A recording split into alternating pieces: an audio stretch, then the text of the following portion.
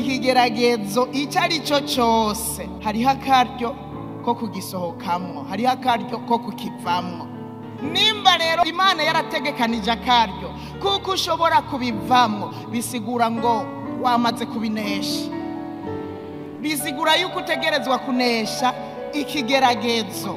Hari igihe umuntu aba mu kigeragezo akabona umengo none harapfuye, akabona umengo none icyo kigeragezo kirarenze, ariko nagira ndakubwire ngo ibyo ni binyoma bya Satani. Uko Imana yaradusezeraniye yuko itazemera yuko tugeragezwa n'ibiruta ibyo umuntu ashobora, ariko hamwe n'ibibagerageza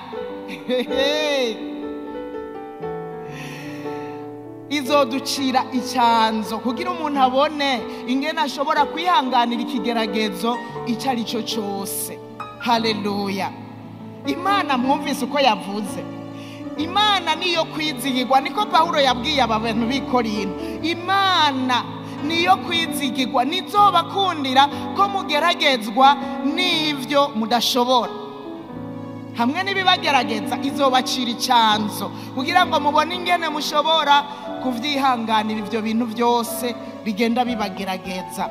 Nta na rimwe uzigera uhura n'ikigeragezo kikurusha inkomezi. Aka kantu kamenye, uretse ryatera bwoba rya Satani, nuzogira uhura n'ikigeragezo kikurusha inkomezi.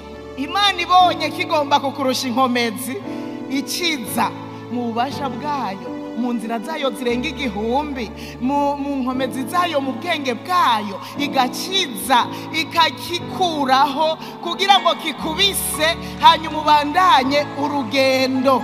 Haleluya! Ariko rero utegerezwa gukora icyo utegerezwa gukora nyene muri iyo ntambara uba urimwo.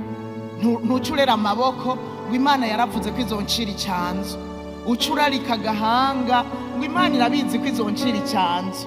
Oya, uragwana intambara.